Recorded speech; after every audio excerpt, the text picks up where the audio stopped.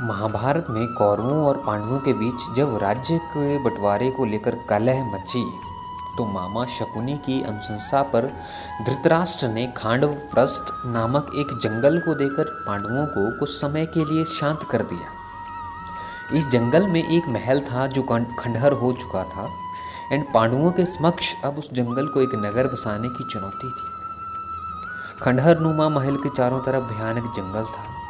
यमुना नदी के किनारे एक बीहड़ वन था जिसका नाम खांडव वन था। पहले इस जंगल में एक नगर हुआ करता था, फिर वो नष्ट हो गया और उसके खंडहर ही अब बचे थे। खंडहरों के आसपास वहाँ जंगल निर्मित हो गया था।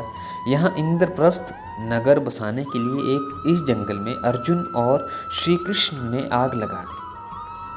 खांडव वन में अग्नि धधकने लगी और उसकी ऊंची लपटें आकाश तक पहुंच गई।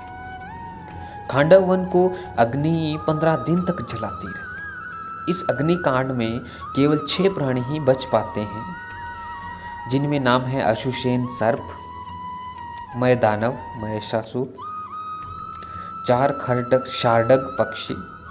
आओ जानते हैं अश्वसेन सर्प कौन था। अश्वसेन तक्षक नाग का पुत्र था और खांडव वन जब जल रहा था तब उसकी माता ने उसे अपने मुंह में निगल लिया था और वहां से आकाश मार्ग में भागने लगी। अर्जुन ने उसे भागते देखा तो उसके फन पर बाण मार दिया। अश्वसेन की माता तो मर गई परंतु अश्वसेन बचकर भाग निकला। अश्वसेन को इस बात का बड़ा पछतावा हुआ और दुख भी हुआ। वह अभी भी प्रतिशोध की भावना में जल रहा था। उसे जब पता चला कि कुरुक्षेत्र में महाभारत का युद्ध होने वाला है तो उसने सोचा कि अर्जुन की मृत्यु से पांडवों का बल क्षीण हो सकता है और वो हार सकते हैं। तब वो कर्ण के तरकश में बाण बनकर प्रवेश कर गया। उसकी यह योजना थी कि जब उसे धनुष पर चढ़ाकर अर्जुन पर छोड़ा जाए तब वह अर्जुन को डसकर अर्जुन के प्राण ले लेगा।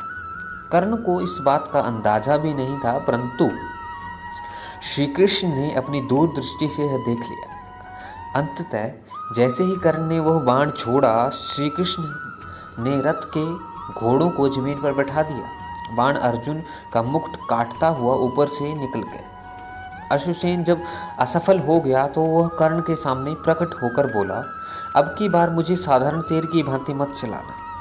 कर्ण उसे आश्चर्य से देखा और पूछा, तुम कौन हो और यहाँ कहाँ से आए?